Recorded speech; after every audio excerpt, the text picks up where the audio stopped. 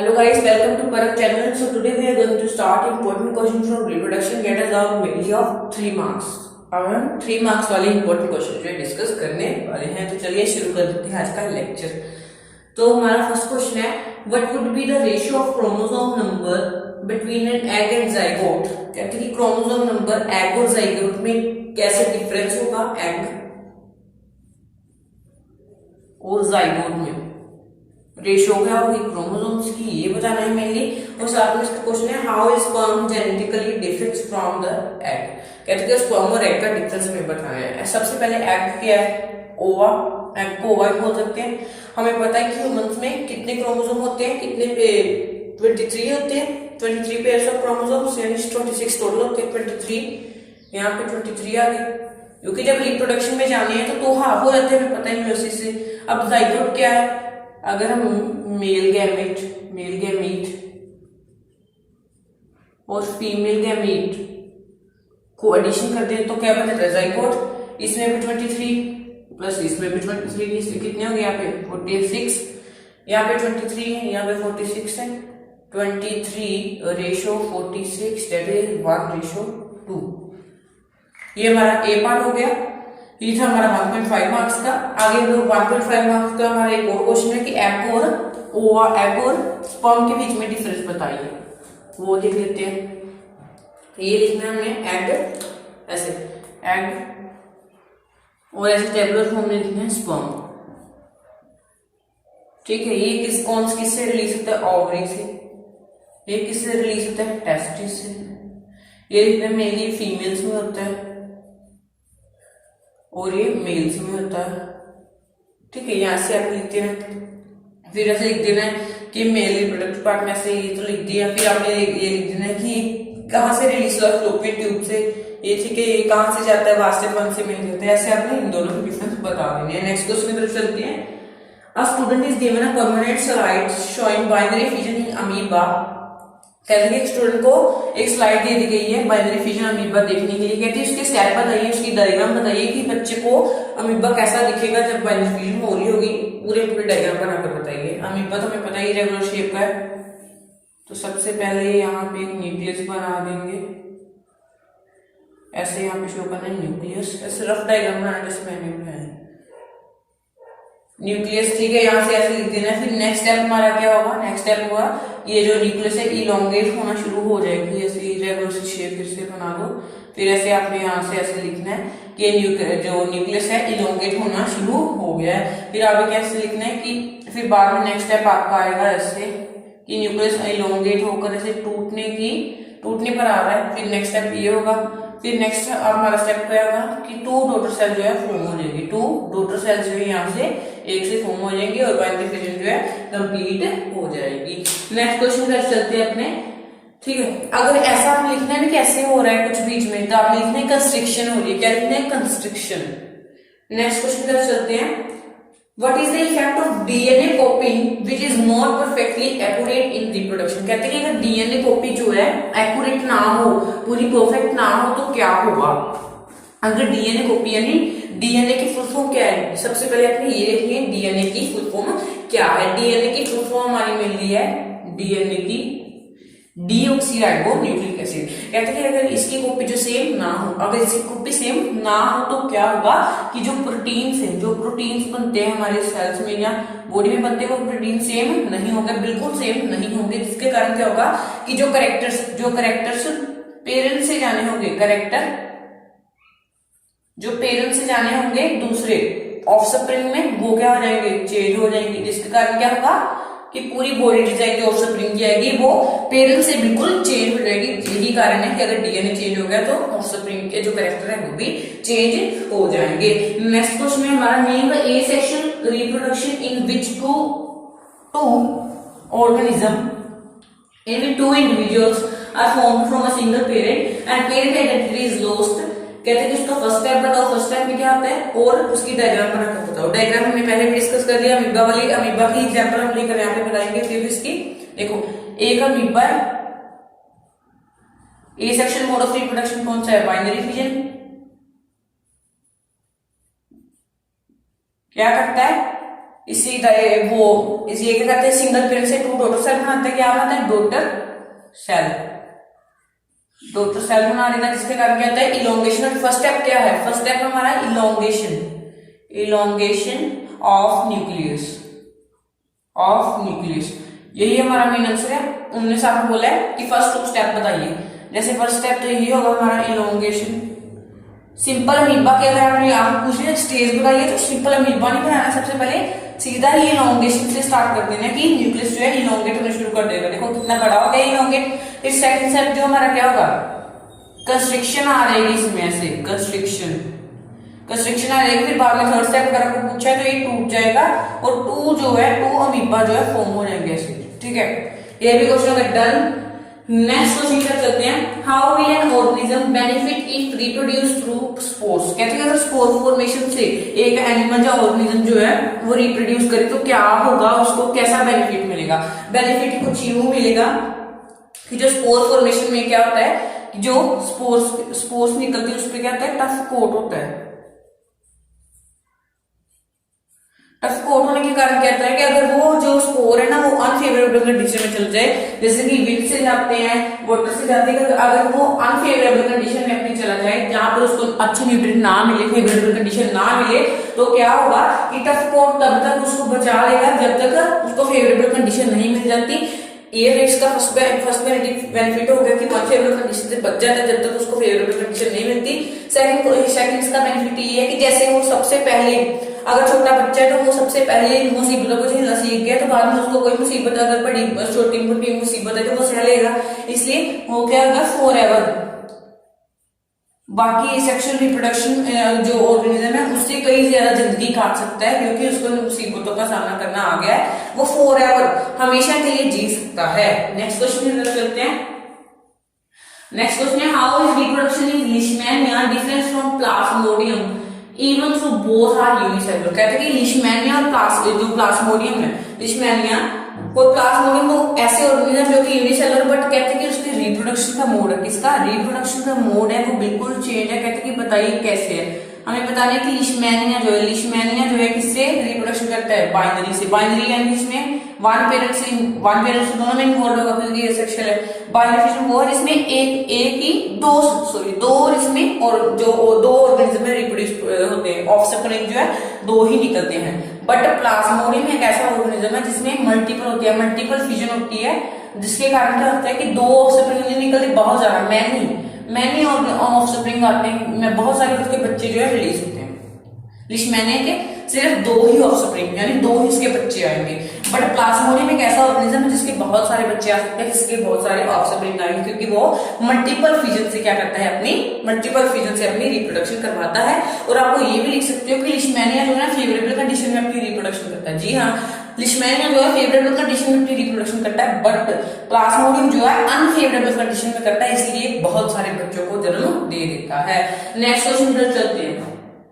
कहते हैं कि difference between asexual mode of reproduction and asexual और सेक्सुअल मोड ऑफ रिप्रोडक्शन। कहते हैं कि उसकी आगे वो भी बताइए कि सेक्सुअल मोड की क्या हमें बेनिफिट होता है एसेक्सुअल की वजह से, सेक्सुअल और दूसरी तरफ लिखना है एसेक्सुअल। सेक्सुअल में 2 पेरेंट्स आर इन्वॉल्व, इसमें 1 पेरेंट्स आर इन्वॉल्व, इसमें टाइम रिक्वायर्ड होता है, बहुत सारा टाइम रिक्वायर्ड होता है, इसमें टाइम रिक्वायर्ड बिल्कुल नहीं होता, बहुत जल्दी क्या करते हैं ऑफस्प्रिंग को जन्म दे देते हैं। इसमें गैमेट जो है इन्वॉल्व होते हैं, उसमें गैमेट इन्वॉल्व नहीं होते। ये जो प्रोसेस है काफी ज्यादा कॉम्प्लेक्स है, ये कॉम्प्लेक्स है बिल्कुल नहीं है। आगे इसकी एग्जांपल बता देंगे, बाइनरी फिजन, बडिंग और fragmentation, regeneration, spore formation, vegetative propagation, इसकी एग्जांपल बता देंगे। ह्यूमंस में कैसी होती है सेक्सुअल मोड ऑफ रिप्रोडक्शन। ये हो गया हमारा पूरा तरीके से क्लियर। नेक्स्ट क्वेश्चन की तरफ चलते हैं अपने। इसके साथ में एक और क्वेश्चन है कि सेक्सुअल रिप्रोडक्शन की, कहते हैं कि अगर पहले ये सेक्सुअल मोड ऑफ रिप्रोडक्शन था तो सेक्सुअल रिप्रोडक्शन की क्यों जरूरत पड़ी, सेक्सुअल रिप्रोडक्शन इतना इंपॉर्टेंट मायने हमारे लिए क्यों रखता है, इसका हमें आंसर डिस्कस करना है। क्यों? क्योंकि ये ज्यादा वेरिएशन, ये ज्यादा सेक्सुअल मोड ऑफ रिप्रोडक्शन जो है ना, ये सेक्सुअल से कहीं ज्यादा वेरिएशन लाने के काम आ जाता है और इसमें 2 पेरेंट इन्वॉल्व होते हैं और ये भी लिख सकते हैं कि इसमें गैमेट इन्वॉल्व होते हैं, इसलिए ये ज्यादा वेरिएशन लाने के काम आता है, इसलिए हमारे लिए ज्यादा बेनिफिशियल है। नेक्स्ट हमारा क्वेश्चन है, reproduction is the most important characteristics of living being. Living being को ह्यूमन बीइंग्स मतलब यही है, कई बच्चे कंफ्यूज हो जाते हैं। Give 3 reason in support of the statement. कहते हैं कि रिप्रोडक्शन जो है ना वो काफी इंपॉर्टेंट है। मान लो कि रिप्रोडक्शन हमारी लाइफ प्रोसेस नहीं है, रिप्रोडक्शन हमारी लाइफ प्रोसेस बिल्कुल नहीं है, बट कहते हैं फिर भी ये बहुत इंपॉर्टेंट है। फिर भी इतना मायने क्यों रखती है, क्योंकि ये the continuity of life, continuity of life बनाने का काम आती है। एक ये हो गया, ठीक है। और क्या आ सकता है हमारा, और आ सकता है कि स्टेबिलिटी ऑफ स्पीशीज, यानी स्पीशीज को आगे से आगे लाने की कोशिश करती रहती है।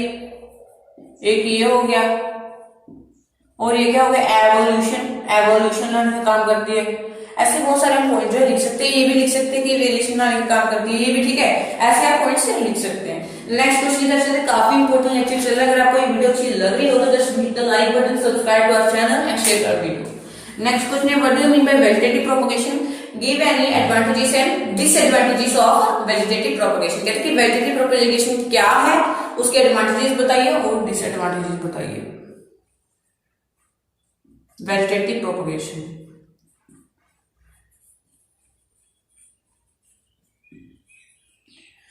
वेजिटेटिव प्रोपगेशन एक ऐसा मेथड है, A section mode of reproduction का, जिसमें क्या होता है कि कोई पेरेंट्स इन्वॉल्व नहीं होता, बट क्या करते हैं प्लांट के पार्ट जो है, जी हाँ, प्लांट के पार्ट से हम क्या कर सकते हैं, एक ऑफस्प्रिंग ला सकते हैं। प्लांट से पार्ट से हम ऑफस्प्रिंग ला सकते हैं। नेक्स्ट इसके एडवांटेजेस देखते हैं। एडवांटेजेस कुछ यूं है, ये क्या करता है कि जो प्लांट्स है ना, जो प्लांट्स है वो सीड से जल्दी बहुत ज्यादा अपने ऑफस्प्रिंग दे देते हैं।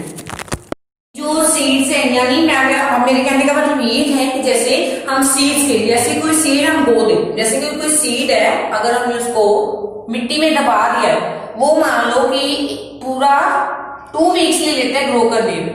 अगर हम वेजिटेटिव प्रोपगेशन का मेथड अपनाएं तो वो क्या करेगा, 1 वीक में ही ऐसा ही पौधा इससे भी, यानी इससे भी बेहतर जो पौधा है वो ग्रो कर सकता है। यही है बेनिफिट वेजिटेटिव प्रोपगेशन का। नेक्स्ट इसका ये बेनिफिट है कि ये क्या करता है कि जैसे भी बनाना प्लांट है, बनाना के हम कभी आपने बनाना की सीड देखें, कभी नहीं देखेंगे, बनाना की सीड होते ही नहीं है।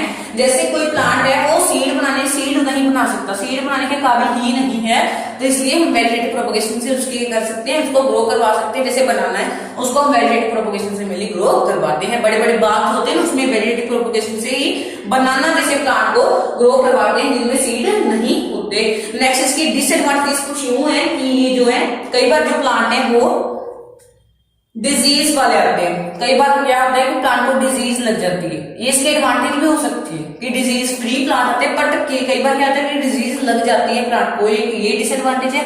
और एक दूसरी डिसएडवांटेज ये है कि कोई भी वेरिएशन कोज नहीं होती, कोई भी वेरिएशन नहीं आती, ठीक है। ये इसका एक डिसएडवांटेज। ये 2 डिसएडवांटेज हमने डिसएडवांटेज पढ़े और 2 एडवांटेज पढ़ लिए कि वेजिटेटिव प्रोपगेशन से हम सीड वाले जो सीड प्लांट नहीं देते उसको भी ग्रो कर सकते हैं। और दूसरी इसकी एडवांटेज ये थी कि जो प्लांट बहुत देर से उगते हैं, बहुत देर से क्या करते हैं, फ्रूट फ्लावर देते हैं, उसको हम जल्दी से वेजिटेटिव प्रोपगेशन से फ्रूट फ्लावर उसके ले सकते हैं। नेक्स्ट हमारा क्वेश्चन है, कहते हैं कुछ ऐसी टेक्निक्स बताइए, हाँ ऐसी टेक्निक्स बताइए जो कि प्रेगनेंसी को प्रिवेंट करने के काम आए, ठीक है। और साथ में ये भी पूछा गया है कि ये इतनी जरूरी क्यों है, तो वो देख लेते हैं। तो ये जो फर्स्ट हम लिख सकते हैं मैकेनिकल बैरियर, जैसे कि कॉन्डम्स, ये फर्स्ट हम लिख सकते हैं। सेकंड हम लिख सकते हैं इंट्रायूट्राइन कंट्रासेप्टिव डिवाइस जैसे कॉपर टी, लूप टी। और क्या लिख सकते हैं हम, एक ओरली पिल ले सकते हैं, वो लिख सकते हैं। वेसेक्टोमी और ट्यूबेक्टोमी करवा सकते हैं, सर्जरी मेथड वेसेक्टोमी, वेस्टेफर्ज की वेसेक्टोमी और ट्यूबेक्टोमी। और ये क्यों है, अगर ये कहते हैं कि ये क्यों यूज होती है, इतनी यूज क्यों होती है, क्योंकि हमें फैमिली प्लानिंग करनी होती है, ठीक है। फैमिली प्लानिंग करने के लिए, फैमिली प्लानिंग फर्स्ट पॉइंट ये आ सकता है क्यों इंपॉर्टेंट है फैमिली प्लानिंग के लिए। नेक्स्ट हमें ये सकता है कि डिजीज से बचने, सेक्सुअल ट्रांसमिटेड डिजीज से बचने के लिए सेकंड पॉइंट ये आ सकता है, ठीक है। ऐसे हम कुछ और भी पॉइंट्स लिख सकते हैं। अनवांटेड प्रेगनेंसी को रोकने के लिए, अनवांटेड प्रेगनेंसी को रोकने के लिए ऐसे हम पॉइंट्स लिख सकते हैं। नेक्स्ट जो हमारा क्वेश्चन है, कहते हैं कि रीजनरेशन क्या है, ये हमें बताना है। सिंपली रीजनरेशन और फ्रेगमेंटेशन में डिफरेंस बताना है मेनली। सबसे पहले रीजनरेशन की डेफिनेशन बतानी है, फिर फ्रेगमेंटेशन की डेफिनेशन बतानी है, फिर उन दोनों में डिफरेंस मेनली बता देना है। फ्रेगमेंटेशन क्या है? फ्रेगमेंटेशन कि जब ऐसा मान लो एक ऑर्गेनिज्म है, ये बट जाएगा, फ्रेगमेंट्स में बट जाएगा, और ये वाला जो पार्ट है वो एक नए फ्रेगमेंट को जन्म देगा, ये नए वाले को, ये नए वाले को, इसको हम कहते हैं फ्रेगमेंटेशन। और जो रीजनरेशन है, रीजनरेशन क्या है कि वो भी ऐसे होते हैं, एक ही मान लो ये वाला ऑर्गेनिज्म है, ये अनफेवरेबल बायोलॉजी में कट जाएगा, और एक पूरी जो ऑर्गेनिज्म है, अगर ये ऊपर वाला हिस्सा कटा है तो नीचे वाले को जन्म देगा, अगर मिडल वाला कटा है तो ऊपर वाले को भी देगा, नीचे वाले को भी देगा, नीचे वाला कटा है सिंपल ऐसा निकल गया है तो ऊपर वाले को ये जन्म दे देगा। नेक्स्ट हमें बच्चों को काफी प्रॉब्लम आ जाती है अगर इनका डिफरेंस पूछा जाता है, क्योंकि इनमें बिल्कुल भी डिफरेंस नजर नहीं आता है। तो अब हम इसका डिफरेंस देख लेते हैं, इसका डिफरेंस क्या है, क्योंकि बच्चों को कंफ्यूजन हो जाती है। रीजनरेशन क्या है? मेनली रीजनरेशन की प्रोसेस किसमें होता है? मेनली वर्टिब्रेट्स और इनवर्टिब्रेट्स में होता है। रीजनरेशन का प्रोसेस है इनवर्टिब्रेट और वर्टिब्रेट दोनों में होता है, बट फ्रेगमेंटेशन का कुछ ऐसा प्रोसेस है कि जो क्या होता है ओनली एंड ओनली वर्टिब्रेट में, ओनली वर्टिब्रेट, ओनली इनवर्टिब्रेट्स में होते हैं। बट रीजनरेशन का ऐसा प्रोसेस है जो कि वर्टिब्रेट और इनवर्टिब्रेट दोनों में होता है। इसका सेकंड पॉइंट ये है कि एक टिश्यू लेवल पे होता है, बट दूसरा क्या होता है एक सेलुलर लेवल पे होता है। ये जो फ्रेगमेंटेशन है ना, ये सेलुलर लेवल पे होता है, ये टिश्यू लेवल पे होता है, ठीक है। और तीसरा पॉइंट ये है कि इसमें टाइम रिक्वायर्ड नहीं होता, बट इसमें टाइम रिक्वायर्ड होता है, ठीक है। ये वाला पॉइंट हो गया। और भी लिख सकते हैं, और इसमें लिख सकते हैं कि कुछ कई बार ये ऑर्गेनिज्म ग्रो नहीं करते, बट ये ग्रो करते ही करते हैं। There is probability of growing organism through fragmentation, but अगर आपको रीजनरेशन लिखना है, the organism must grow through regeneration, कि वो ग्रो करेगा ही करेगा। और एक इसकी आप वो बता सकते हो, एग्जाम्पल बता सकते हो, एग्जाम्पल बहुत मेन है, ठीक है। वो लड़का लेने प्लेनेरिया और एक का स्पाइरोगारा लिख देना है। नेक्स्ट क्वेश्चन की तरफ चलते हैं अपने।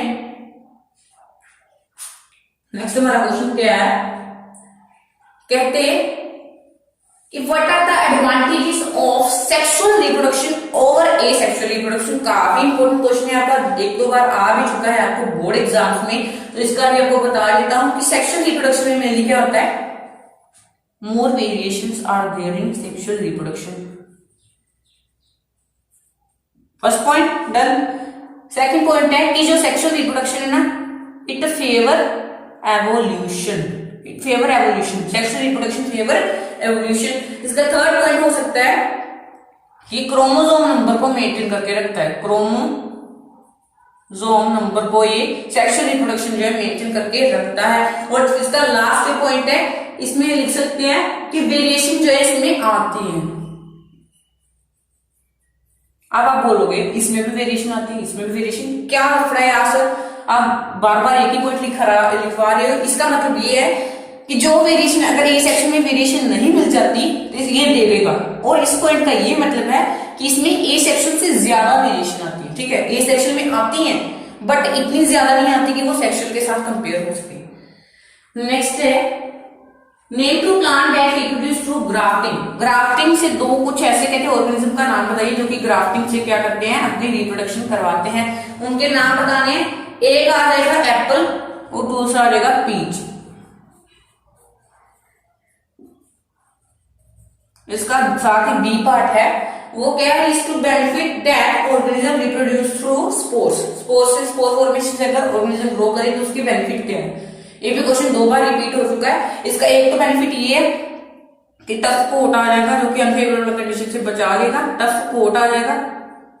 और दूसरा बेनिफिट ये हो जाएगा कि हमारा दूसरा बेनिफिट क्या है कि ऑर्गेनिज्म की रहने की क्षमता, जीने की क्षमता फॉर एवर के लिए हो जाएगी, फॉर एवर, हमेशा के लिए वो जी भी सकता है अगर वो मुसीबतों से सामना करता रहे। नेक्स्ट क्वेश्चन है हमारा, काफी इंपॉर्टेंट क्वेश्चन है ये भी। कहते हैं क्लोन क्या है। क्लोन क्या है, मेनली ये बताना है। क्लोन ऐसा एक मतलब न्यू ऑर्गेनिज्म और offspring produced by parents through asexual mode of reproduction are known as clone. जो एसेक्सुअल मोड ऑफ रिप्रोडक्शन से पेरेंट ग्रो करते हैं उनको हम कहते हैं क्लोन। जैसे कहते हैं कि जो ए सेक्शुअल मोड ऑफ रिप्रोडक्शन से ग्रो करते हैं उसको कहते हैं क्लोन, जैसे कि हाइड्रा, अमीबा, ये भी क्या है, क्लोन ही है, क्योंकि ए सेक्शुअल मोड ऑफ रिप्रोडक्शन से ग्रो करते हैं। साथ ही इसमें क्वेश्चन है कि ए सेक्शुअल मोड ऑफ रिप्रोडक्शन में इतनी सिमिलरिटी क्यों होती है, पेरेंट्स और बच्चे दोनों ऑफस्प्रिंग और पेरेंट्स जो है बिल्कुल सेम होते हैं, क्यों? क्योंकि इनमें वन पेरेंट जो है इन्वॉल्व होता है, गैमेट जो है एक ही पेरेंट के, गैमेट इन्वॉल्व ही नहीं होती, सॉरी गैमेट जो है बिल्कुल इन्वॉल्व नहीं होती, इसलिए सिमिलर होते हैं पेरेंट्स और ऑफस्प्रिंग के कैरेक्टर्स। और साथ में इसके नेक्स्ट क्वेश्चन है हमारा, कहते हैं कि राहुल ने ऑब्जर्व किया कि ब्रेड मोल्ड जो है ना वो मोइस्ट स्लाइस ऑफ ब्लड से, मोइस्ट जो गीली है ना, गीली जो ब्रेड है उस पे कहते हैं ब्रेड मोल्ड जल्दी ग्रो कर रहा है, बट गीली मोइस्ट, इस पे जो ब्रेड मोल्ड है वो जल्दी ग्रो कर रहा है, बट जो ड्राई है उस पे ग्रो नहीं कर रहा, क्यों? क्योंकि मॉइस्चर जो है ना ब्रेड मोल्ड का, ब्रेड मोल्ड की फेवरेबल कंडीशन है मॉइस्चर, मेन है उसका मॉइस्चर, अगर उसको मॉइस्चर नहीं मिला तो वो ग्रो ही नहीं करेगा।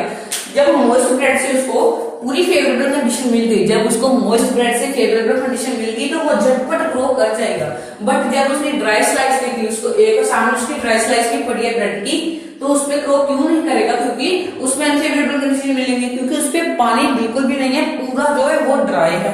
नेक्स्ट क्वेश्चन इसका साथ में ऐसे एक बी क्वेश्चन है, colonies of yeast fail to multiply in water but multiply in sugar solution। कहते हैं कि जो colonies of yeast है, yeast जो ऑर्गेनिज्म है वो खारे पानी में से सिंपल पानी में क्या करता है, ग्रो नहीं करता, बट अगर उसको शुगर सोल्यूशन में डाल दें, मीठे पानी में डाल दें, कहते हैं वो फटाफट झटपट ग्रो कर जाएगा। क्यों?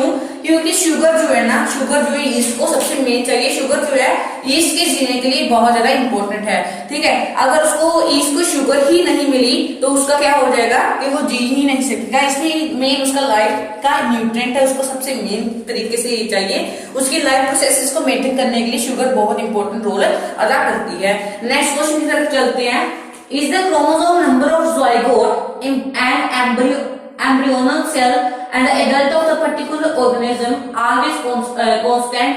give reason।